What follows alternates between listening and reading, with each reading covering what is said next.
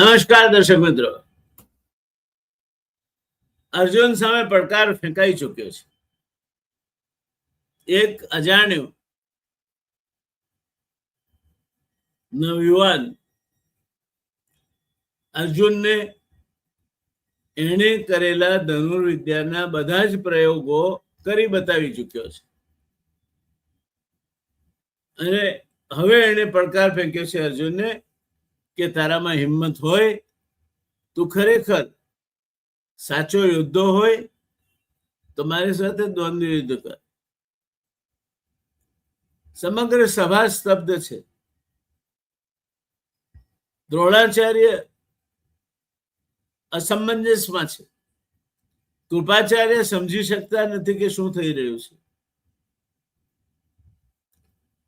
સમગ્ર સભા ઊંચા શ્વાસે એક જ પ્રશ્ન વિચારી રહી છે જેનો એને જવાબ જોઈએ છે. આ અજાણ્યો યોદ્ધા કોણ છે? અને એ જવાબ શોધવાનો પ્રયત્ન આપણે આ એપિસોડમાં કરવાના છે.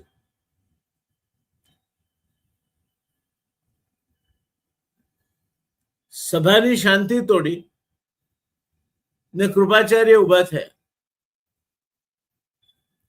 તેમણે ખૂબ શાંત સ્વરે કહ્યું, યુવાન, દ્વંદ્વ યુદ્ધ સમાન દરજ્જાના યોદ્ધાઓ વચ્ચે થાય છે. અર્જુન હસ્તિનાપુરનો રાજકુમાર છે. પહેલા તારો પરિચય તો આપ. તારા પિતા કોણ છે? તું કયા રાજવંશનો છે? આ પ્રશ્ન માત્ર ઔપચારિક નહોતો.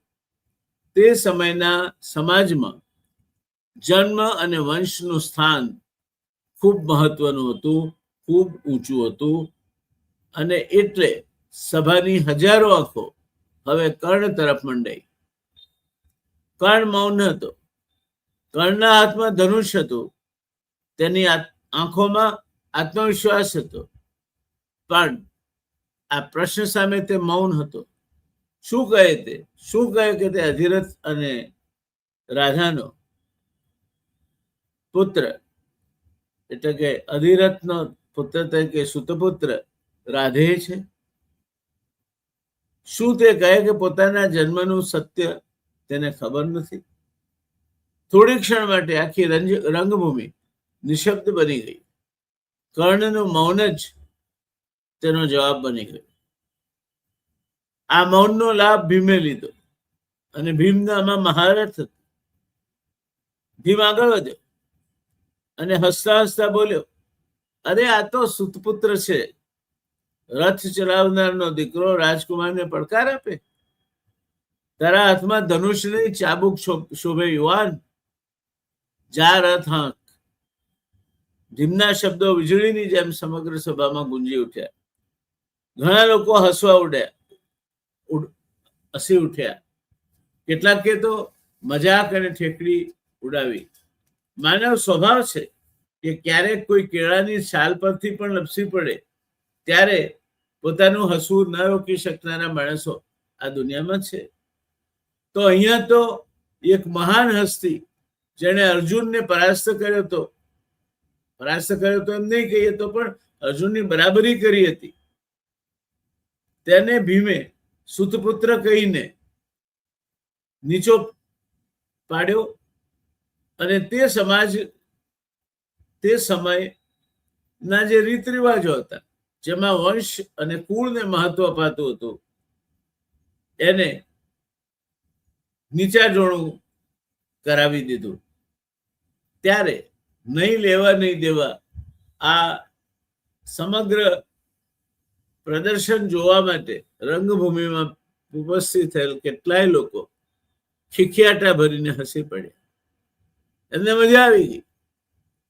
કેટલાક મૌન રહ્યા. કર્ણનું માથું ઝૂકી ગયું.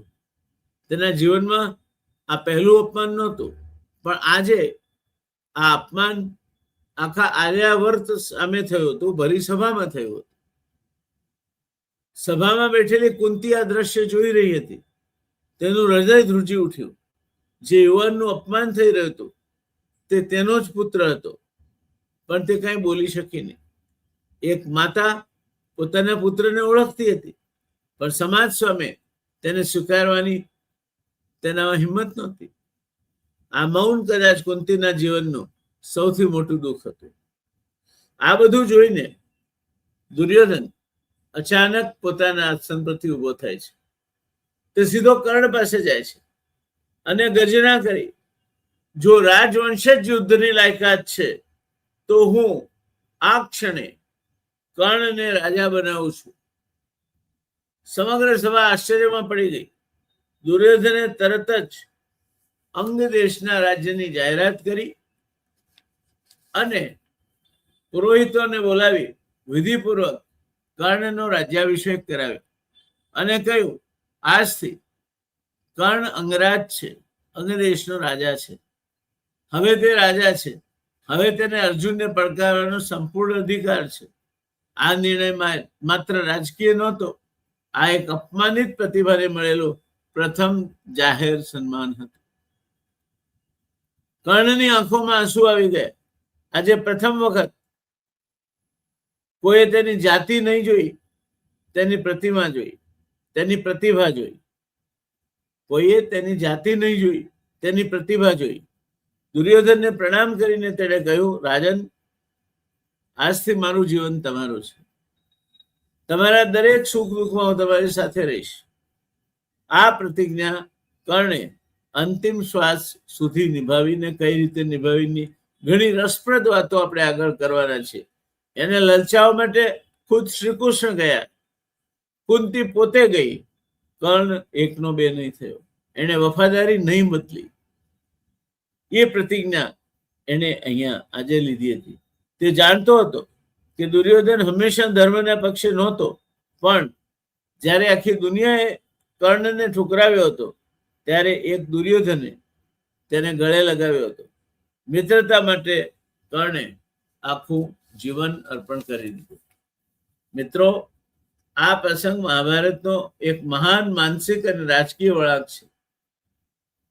ઘણા લોકો પૂછે છે, કર્ણ દુર્યોધનનો સાથ કેમ છોડ્યો નહીં? શું કર્ણ અધર્મ સાથે રહેવા માંગતો હતો? શું કર્ણને ધર્મના પ્રત્યે કોઈ નારાજગી હતી? તેનો જવાબ અહીં છે દોસ્તો.